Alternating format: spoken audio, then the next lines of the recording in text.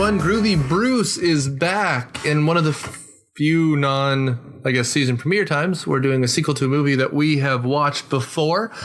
And after doing last year's Evil Dead 2, which we all loved, Scott suggested we do Army of Darkness. And despite the fact that he's not on this episode, I think it came together quite nicely. So just really quick, now that we are well into October and the spookiness, you missed our Devil Dog show, but Cineprov is doing another show at the beginning of November 2nd, where they will be riffing Gargoyles, 1972's Gargoyles, which is just a thing that exists. It's something that happened to all of us. Further, rate and review us on the website, on iTunes, on Stitcher, wherever you get them. And join the Facebook group. There's a Facebook page as well. The page will give you all the updates, but the group is where we discuss movies and talk about what's going on in the world of, goofiness that we exist in. So enjoy that. And then, we're on Twitter, we're in Instagram. So, find us. We're there. Thanks, guys. It really means a lot that as we're winding down this year, we've grown as much as we have in the last year. So it's exciting. Anyway, enjoy Army of Darkness.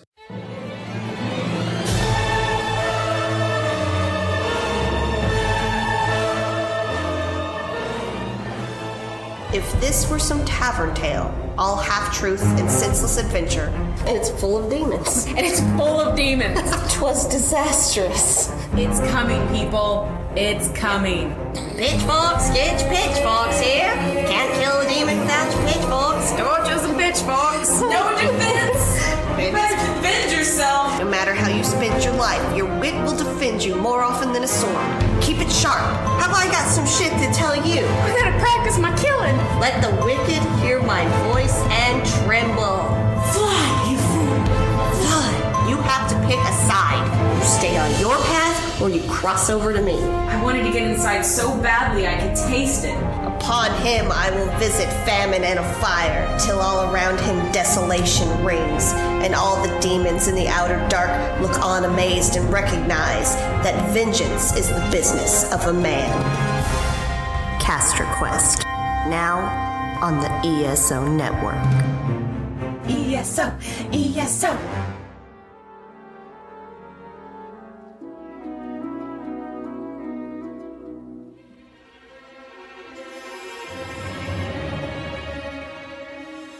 Welcome to Myopia Defend Your Childhood. This week we watched Evil Dead 3, Army of Darkness, I think. Whatever. Ted Raimi's breakout performance. I'm Nick Hoffmann, your host of Myopia Defend Your Childhood and Riffer on Cineprov. And on panel this week we have... Matthew W. Quinn. Not touching you. Erin. Yo, she-bitch. This is Daniel. And Matt. Thank you, Daniel, and she-bitch, and You're welcome. all right, so Evil Dead 3. We did Evil Dead 2, I think, last Halloween, and this is our, I guess, third. God, it's our fourth season. I'm going to keep getting that wrong. So we thought we would do another horror. If you guys guessed it, good for you. If you didn't guess it, but then saw the title and figured it out, congratulations. Does this say horror on the box as a genre? I'm pretty sure it's like... Well, it's released by Scream Factory nowadays, which is only horror, so I'm there just you curious. go. Okay. I mean, I'd call it kind of horror. It's horror in the way Haunted Mansion is horror. Yeah. Fair. And some of the movement was a little unnerving. So. I don't know. His chin gets kind of unnerving at like certain angles. True, yeah. When he gets sucked down and it stretches out like a Stretch Armstrong kind of thing. That's pretty great. He looks like Mac Tonight from those old all those McDonald's commercials. Oh yeah. That was before your time. I have no idea what that is. That was Ray Charles with the crescent moon for a face. They used to do 50s McDonald's, where they would open a McDonald's that had like a 50s theme. It would look like a Johnny Rockets, like with chrome seats and everything. Yeah. Like as a publicity thing? Well, I mean, every decade or so, they redesigned them. And so even old ones were being remodeled to look like this. Gotcha. And so to give it an old theme, there was a moon, like a guy... who had a giant moon face. Singing in the voice of Ray Charles. Interesting. And it was Mac Tonight. Yeah, and he'd sing Mac the Knife, but okay. Mac Tonight. That's what I was going to say. I thought you said Mac the Knife initially, and I was like, I don't know what's going on here. So. Yeah, so I guess I need to make a note to put a Mac Tonight trailer. Yeah, no, that's horrifying. It's a giant, like... he would sit on top of a giant Big Mac. Here's the good thing. All right. But that's not what we're talking about. We're talking another moon-faced man, Jay Leno. And so this is, I guess, the third Sam Raimi Evil Dead movie. It's the last one, although I guess last year they came out with Ash vs. the Evil Dead, Boomstick and Chainsaw and all. So I guess, Daniel, good luck. Let's do a plot synopsis. Ash Williams from the first two Evil Deads gets sucked back through a time portal at the end of Evil Dead 2 and lands in 1300. He's apparently prophesized to be the chosen one who has to quest for the Necronomicon, which is the book that causes all the Deadites to rise. And he does so, but in the process awakens the army of the dead because he's an idiot. Because of this, he has to raise an army to fight them at the castle to prevent the Deadites from getting their hands on the Necronomicon, and there are quips in the movie somewhere. I am shocked you knew his last name. Williams? Yeah. Ashley J. Williams. Did they ever say it? And the Deadites are led by his evil clone. Oh, yeah. I'm not sure if they ever say it in any of the movies. I think he's listed on as Williams on the Tribune, but for a while they were joking and saying his last name was Holt, so Ash Holt. Oh, you know this so well. Is anyone else, this is the first time you'd seen this one? This is the first time I'd seen it all the way through. It's a Looney Tunes bit. We watched the director's cut, too. Not that we talk about it in such great detail that you'll be baffled, other than possibly the alternate ending. What is that scene you're referencing? Oh, my God. You mean the fiery passion sex scene? Yeah. With the wind blowing mildly through both of their hair. There's like 4 versions of this movie on that Blu-ray. It was amazing. Yeah, and you can really tell. This is one of those movies that should never be watched on Blu-ray. It needs to be done through like a VHS filter. Well, the first time I saw the director's cut, the first time I saw the movie was like late night on the Sci-Fi Channel, and I'm talking like midnight, and I couldn't sleep. Yeah. But the first time I saw the director's cut, it was on this DVD that was made to look like a bootleg, so all of the newer scenes were like sourced from a second generation VHS. It looked horrible. Was this an official DVD? Yeah, it was the official director's cut DVD that they put out as a... And that was a stylistic choice. Yes. That's bizarre. That's exactly what happened. Oh, that's so funny. Yeah, but I think we probably could have picked out with pretty good accuracy all of the director's cut scenes. It's like, okay, Ash is like oddly on a horse for a while now. Oh my God! If just watching this, I thought they could have taken 15 minutes back out of this movie. Yeah. Most of the extra stuff I think comes from the castle siege, and then there's the sex scene with Ash and Sheila, and then that alternate ending. That's funny. That's about it. There were definitely some clips there that I had not remembered. Not that I knew the movie too well, but I don't feel like all of those were in the original. Who knows? Bruce Campbell was the voice of Pitfall Harry in the Pitfall 3D video game. No. Wow. I'm sorry. I'm sorry that it decided to motivate all of you. I'm just looking up what he did. He was in Maniac Cop 2, which is good. Yes, he was, and I believe the first Maniac Cop. And Darkman. He was in a lot of crap. He's a good actor, though. He's in Fargo for like 10 seconds. Yeah, his biography, autobiography, If Chins Could Kill, the phrase he uses is blue-collar Hollywood. Oh, If Chins Could Kill is great. So, other than being Mikhail Gorbachev in 1991, I got nothing. What is this movie? This movie is a weird pastiche of Looney Tunes bits, right? I think the series gets more and more comedic as it goes along. Like Evil Dead 1 wasn't that funny. It was more of a straight horror movie with oatmeal gore. The second one gets more goofy, and the third one they just said, screw it. I'm Pretty afraid much. to ask, but is oatmeal gore something from TV tropes? No, it looks like when people, this looks like gouts of oatmeal pouring out people's mouths. It's really gross. He's not wrong. I've never heard that before. Yeah, I hadn't either. I thought that was a term that you had read somewhere. Let's think back to the days of yore, also known as maybe 1998 or 1999, and a wonderful place called Hollywood Video, where I rented the first and second one. So is this a and had a little double term, feature? Or, Is this a term you made up? Is what we're asking. Oatmeal gore, yes. Oh, good. Oh, okay. See, we're trying to give you because credit. that sounded official. Yeah, that sounded It really like did. Yeah, and I was buying into it. I remember watching it on VHS, I think, and I'm thinking, this looks like this is gross and depressing, and they're just puking up oatmeal. I mean, you're not Yeah. wrong. I was completely reading into it. I was like, oh, is that how they make vomit? They may well have. In the first one, probably. I mean, it's like corn chips to their face. Like, it's really what they look like. It's great, but... Well, I thought that's kind of what this movie was let's find every way possible to do any like special effects that we can monkey around with under the sun. Just Well, I mean, you could tell Sam Raimi in making this and the rest of his movies was really fascinated by like 1950s and 60s special effects, which is why all the skeletons look like Ray Harryhausen models and stuff like that. It's really just him paying tribute to all those things he liked as a kid. Tribute. Yes. Lifting. Okay. Well, I mean, This is a tribute. no, to your point. Oh, come on. To your point, they even named the little guys running around the fake Shemps, Yeah. which is referring to Three Stooges, right? The woo. It's really stupid.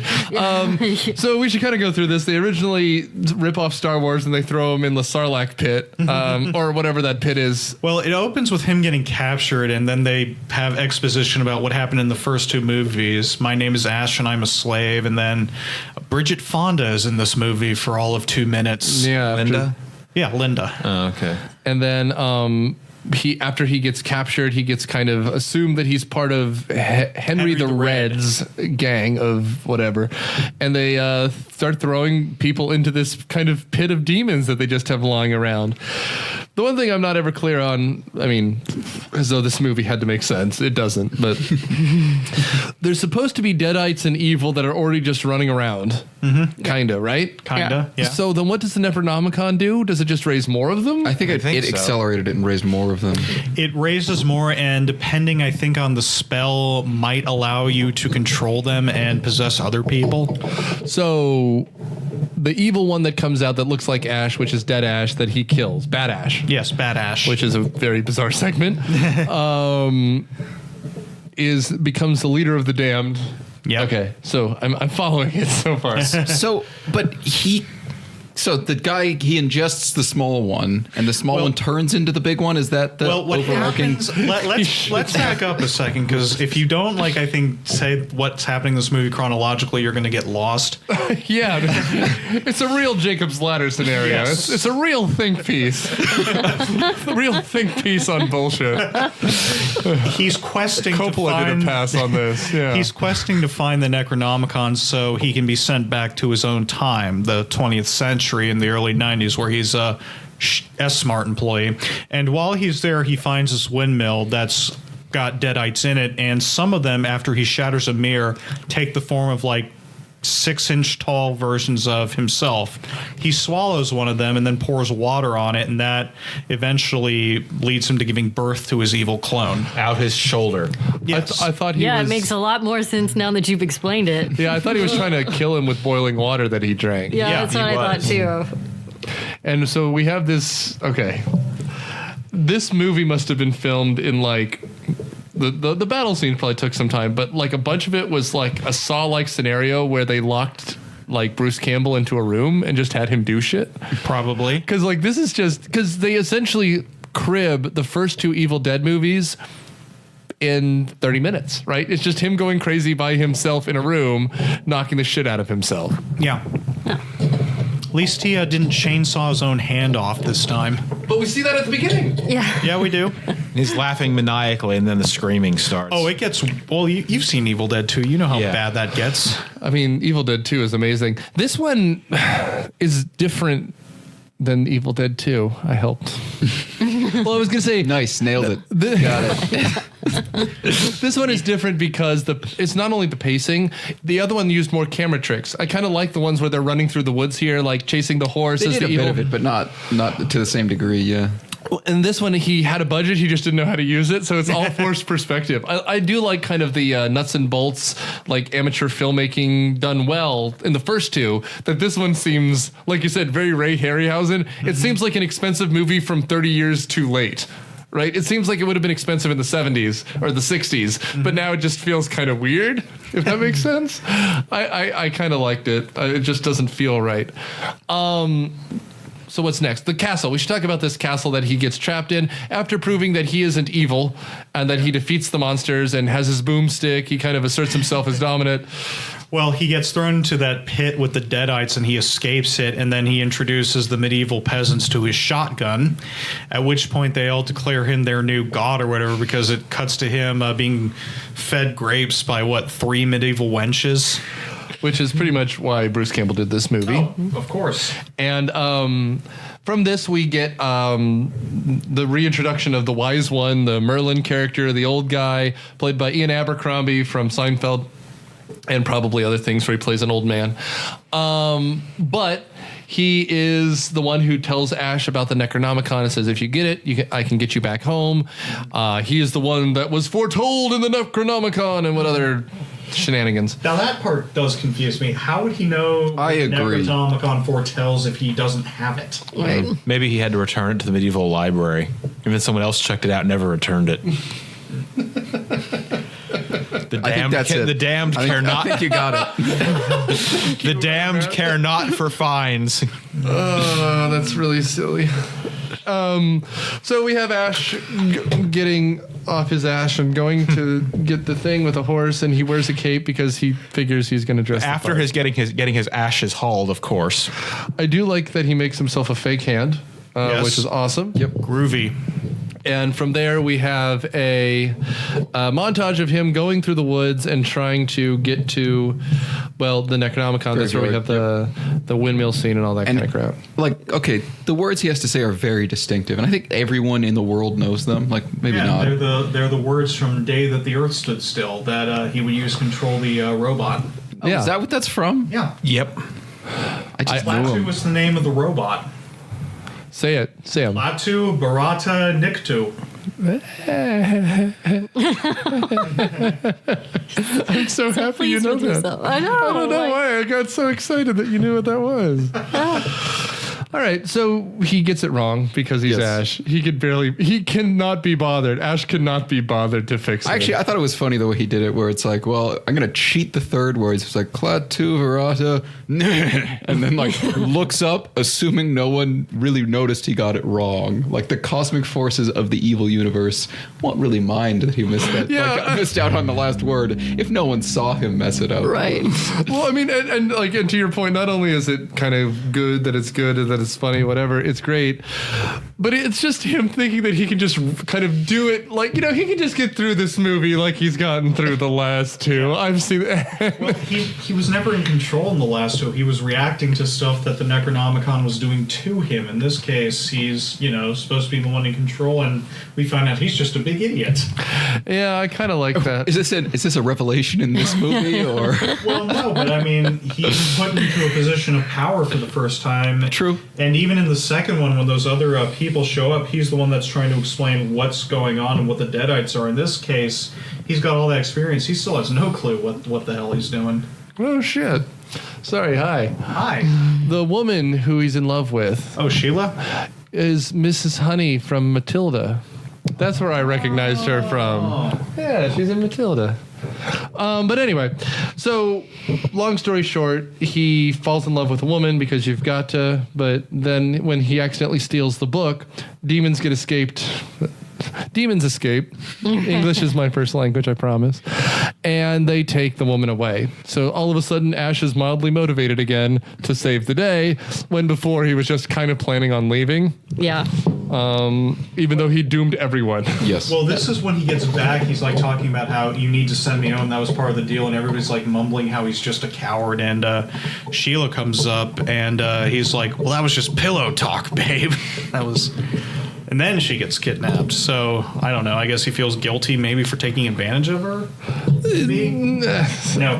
I don't give Ash much credit in any of these movies because, like you said, he just kind of reacts to things. So I figure he is afraid they're going to send him to the wrong time if he doesn't help in some way. But one way or another, the Deadites are attacking, and they are played by, I guess, other him, her, who is now all demony, and the Army of Darkness, right? Yeah. Which is a bunch of claymation puppets. This sounds like a really short movie, and that's mostly because they add a lot of set pieces of slapstick comedy. Like in the windmill, there's like a good 5 minutes of the mini Ashes beating up Ash and like putting his face on a hot stove and stuff. Which is a criticism I've actually always had of this movie. Ever since the first time I saw it. Like, I thought it was funny and quippy and, enjoyably campy bad. But I just felt, even it's a short movie anyway, runtime of like 80 minutes, right? Yeah. But even at 80 minutes, I still think they could have shaved a solid 15, 20 minutes off the film. I actually, and this was the director's cut, so it was a bit longer, but even though there's very little that actually happens in this movie, I still enjoy watching it. Whereas there are a lot of movies where they try to do the same thing, like to bring up Mrs. Doubtfire again. Oh, no. Like, that movie was a train wreck, and it was much longer than this. Yeah. But it was the same sort of thing where it was like, let's put this guy in a room and just let him do stuff. And that was this movie. Like, let's have him do stuff. But it's enjoyable enough. Like, I don't mind it in this case because he's really wacky and he does that really well.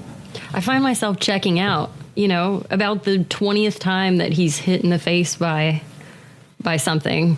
I mean, you're not wrong. I kind of find myself checking out. I don't mind taking like a break to go get something to eat with this movie on. Yeah, and then You'll come back and you won't have missed anything. No. Except all of the awesome slapstick comedy. I mean, here's the thing. Unlike a movie like Naked Gun, where there's actually jokes, this is literally just him getting the shit kicked out of him. I find it funny, but I also haven't seen it 100 times. Let's just say I don't think this movie, it probably doesn't have much rewatch value. I'd say. Like, this is a movie where like you want to watch it weekly. Speak for yourself, sir. Yeah, I haven't. I saw this in probably high school. I was not allowed to see it when it first came out, which is probably a good idea on my mom's part. And then I saw it again sometime when I was in college, and I haven't seen it since. This is the first time I've seen it in probably a decade or so. I want to ask you like an honest question though. How did you hear about this movie when you were in second grade? I don't know. I remember the story is that Mom was taking my little brother and I to go see a movie, and the movies in the theater that I saw the poster for Army of Darkness and The Incredible Journey, and I wanted to see Army of Darkness. Mom did not agree, so we saw The Incredible Journey.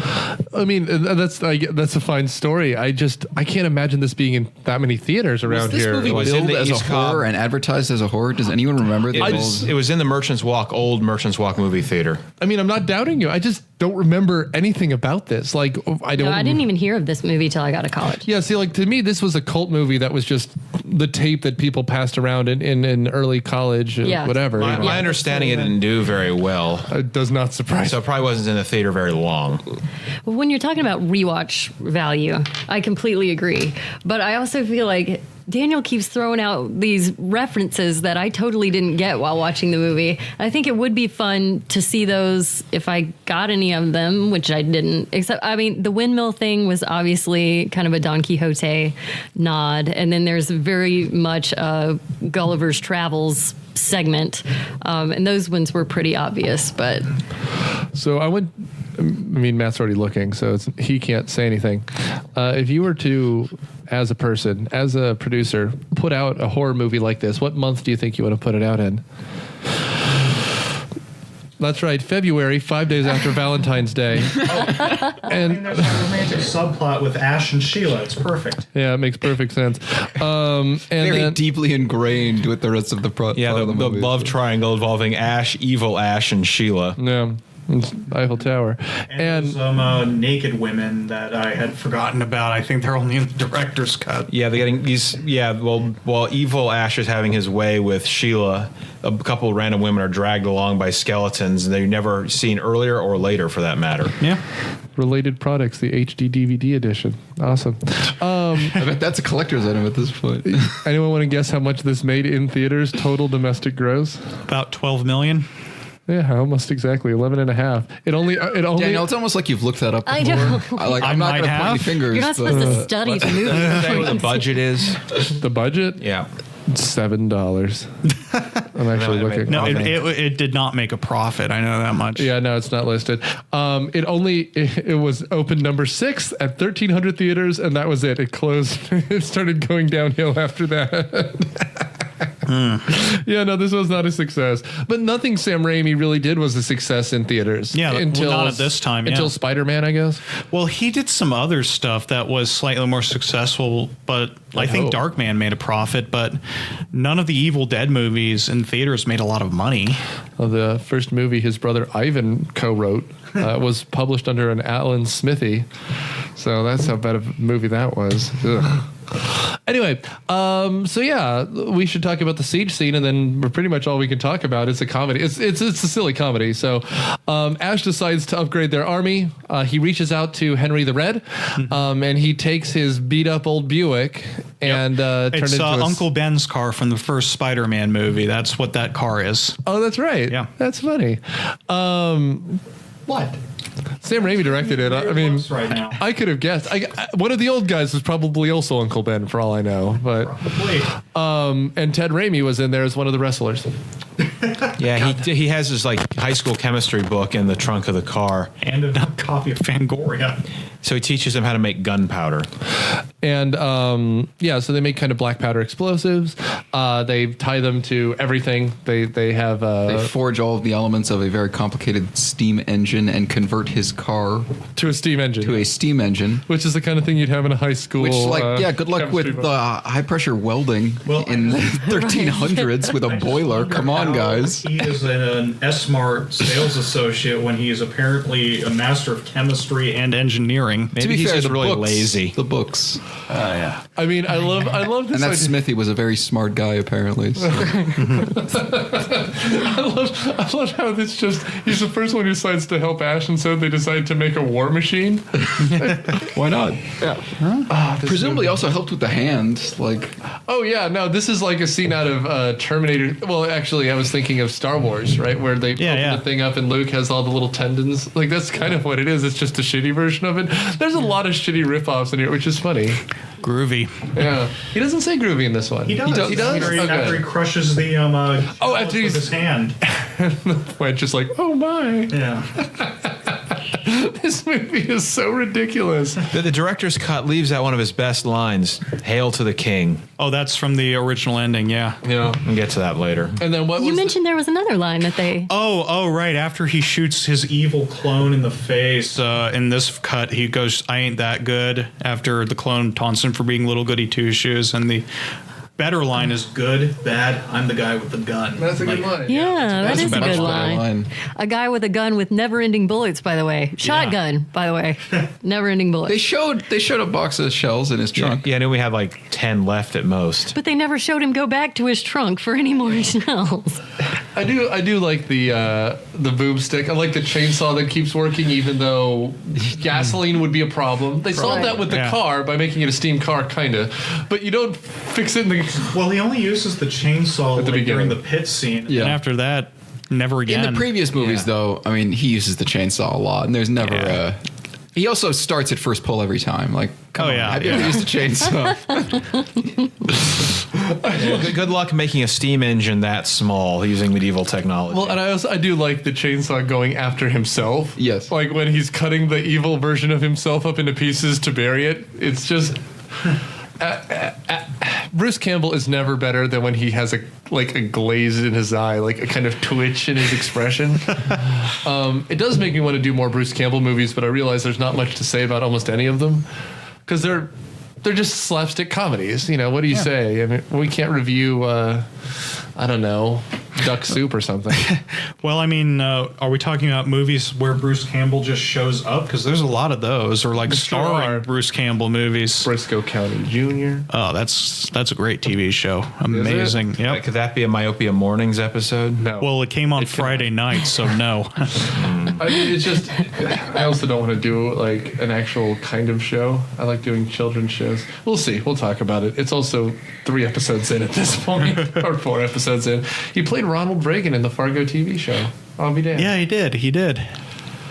I'm gonna just keep clicking on IMDb, so we should wrap this up. Well, I mean, there's the siege scenes last a good half hour at least. Half the movie. Yeah, they're like half the movie, and they're awesome, is what they are. Yeah.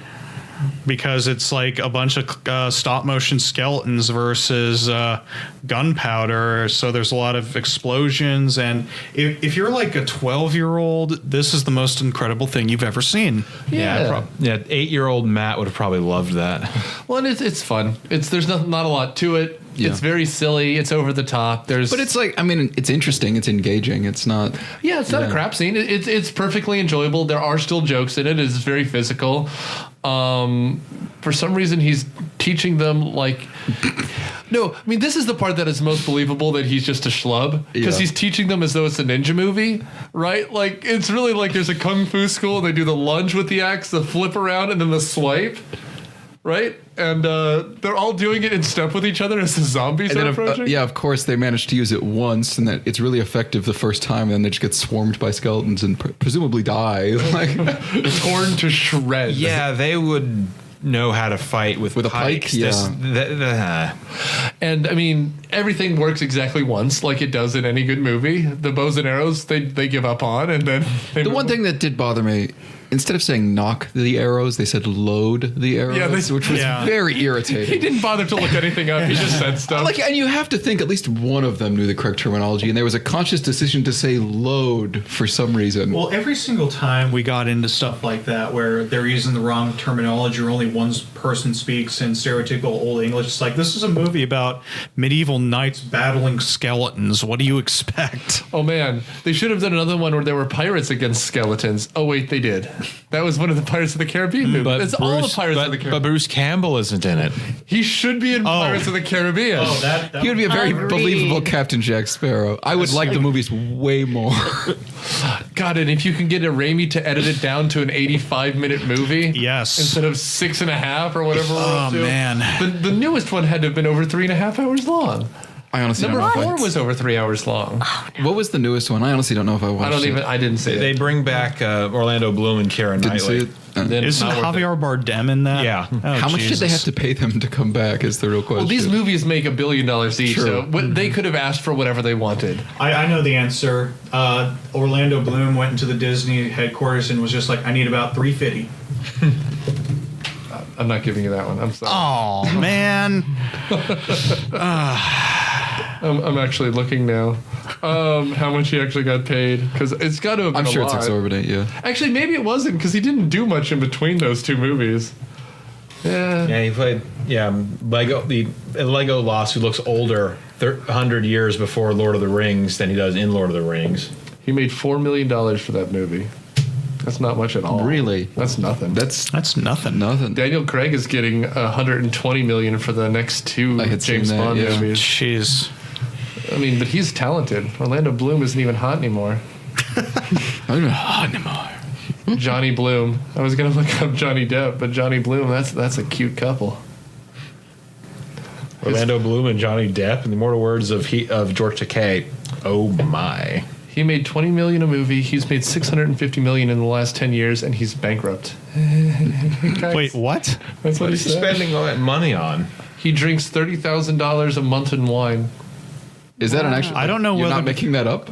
I don't know whether to be impressed or depressed. What is the price per bottle? Like, is this a volume sort of thing? Is he drinking like quarts and quarts of wine per day? I assume it's expensive, but I do like to imagine him in Costco, like, buying $12. Oh, here's Johnny Depp with his $6,000 of wine and his 20 It says cards. he has a 40-person staff, so maybe they're helping. Thank you, Matt. I'm sure Is this Johnny Depp? Or is Johnny Depp. Oh, it's Johnny Depp. Okay. Yeah. Well, his ex-wife's trying to take him for all he's worth, right? It's apparently nothing. I mean, right. Maybe that's well, what he's a lot doing. of wine. That's But He tells his entourage, let's have the world's biggest party. I'm getting a divorce. He's trying to drink his way his sorrow at, God, $400,000 a year in wine. Wow. That'll do it. $5 million. Oh, man. He spent $5 million to shoot Hunter S. Thompson out of a cannon. I do remember that. yeah. Oh, well, that was totally worth it. Let's I mean, be yeah. honest. How do you, when you die, what do you want them to do with your ashes? Fire them out of a cannon to do a firework? Is pretty great. Oh man, we were talking about Army of Darkness, but that stopped. Well, he gets reduced to ash. Ash gets reduced to ash at the end. Bad Ash does. Bad Ash does. Good Ash ends up saving the day, leading the army as Henry the Red shows up to save the day. And does almost nothing. Does literally nothing. Yeah. Like it's a morale boost, I guess. I guess. I think all he does is distract Evil Ash long enough to get shot up and explode, I think. Kind of. He's on a gunpowder catapult, and then Good Ash kills him by launching him into the sky. And then he gets the Necronomicon back after Arthur and Henry the Red hug. They send Ash back to the future. Oh, that was a great bro hug. It was supposed to be tense for a second, and then it wasn't. It was cute. Just like Brokeback Mountain, really. Oh my. I'm good. Come on, man. If you're gonna 12-year-old joke, man. Come on. All right, and then if you're gonna do it, Matt, try and at least put some emphasis into it. Oh my.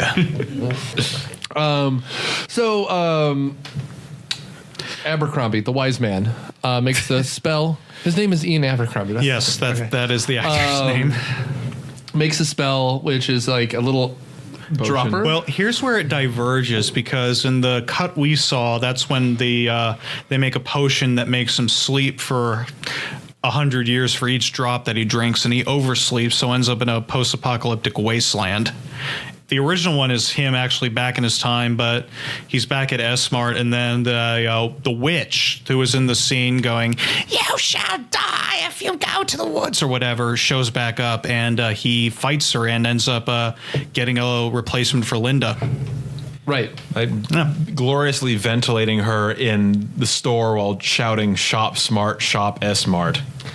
And I believe he said something along the lines of, "Ma'am, you're going to have to leave," before blowing her away with the shotgun. I don't know. I haven't seen it. You're looking at me as though I have a response, and I'm just like, gotcha.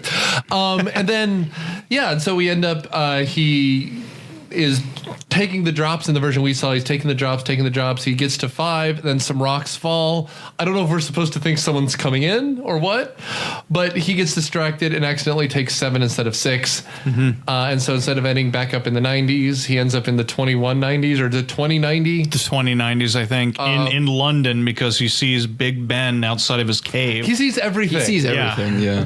There was also a pyramid there, I think. Yeah, it looks 73 years away, guys. It looks very jumbly and messed up. And then he goes, "Oh no, I went too far," and then credits. With him laughing maniacally in the background.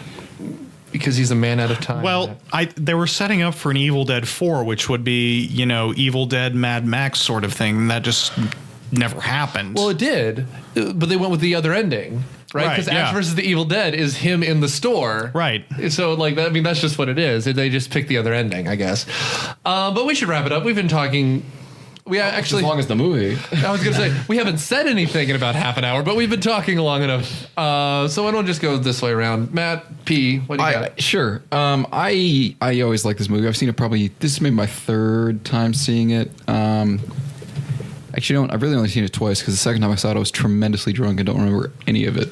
Cute. So I saw it when I was younger, and I saw it now. I mean, technically, you always saw it when you... Well, yeah. I still... I'm not helping. It's an enjoyable movie. I think a lot of the set pieces are fun. Bruce Campbell does a really good job when he's just by himself doing stuff, and I don't think it drags too much, even though it definitely does. It drags. Yeah. But, some of the costuming and the claymation stuff and all that is really nicely done. The effects are cool, and it's a fun movie. Thank you. Daniel. I still think that this movie's awesome, and just seeing it 3 times, amateur. I mean, I said in the past, I think this is my favorite Evil Dead movie, and I stand by that. It's just so tongue-in-cheek, and it was... Even though it was the 3rd time, Sam Raimi was so clearly passionate about what he was doing, and so was Bruce Campbell. I wish more people would do this, just to have fun when they're making something. See, I'm only going to interrupt you here because I get to, but also that's the same kind of thing that lets them keep doing Jay and Silent Bob movies, and you got to really be careful about wanting such. Well, I mean, No, I'm not going to go in any further than that, or else I'm going to end up insulting people, and I'm not in the mood to do that. Yeah, that's fine. But yeah, okay, good. Thank you. Erin. It's fine. It's fun. It's a fun watch. I wouldn't go for the extended edition. Done. Okay, good. Well, thank you. Yeah. And Mr. Quinn. Okay, I like the theatrical cut better. I mean, it's more funny and upbeat. Instead of a downer ending, also is not as much fun the third time around. It was the first time around back when I was a lot younger. So maybe just see it once and make sure you see the theatrical cut, because I don't really think there was anything really great in the director's cut, and I didn't like the ending. Thank you, Matt. My thought here, I guess, same as many of you. I enjoyed it very much. I thought it was funny. I like the slapstickiness. It's the first time I've seen it. It does remind me a lot of something like Shaun of the Dead, where there's a lot of bleakness to it. It's a lot of set pieces. And of course, Bruce Campbell's funny, man. I got to have him in everything. Even other shitty movies that we've done for this, he's the best part. Like, he was in Congo. Congo's completely forgettable other than Jodan Baker yelling and him being phenomenal, but he dies like pretty quickly. He's not in the movie very much. Oh yeah, he was that dude at the opening that caught the eye in his hand or whatever. Yeah, exactly. Okay, yeah. But he's good. He's over the top. I just enjoy him, and this movie is just kind of a love song to him, pretty much. So for that, it's good. But it's a slapstick comedy. If you can keep watching the same slapstick over and over again, it's for you. However, I even pulled this up and I completely fucking forgot. Here it is. We are out of time. So as is tradition, I will give you a hint for next week's episode. It's our second Sam Neill movie, and this time he loses his vision by the end of it. Yeah, you know what it is. We are out of time, so tune in next week and every future week when we put another piece of your past on trial. Thanks, guys. Hail to the king, baby. Yeah.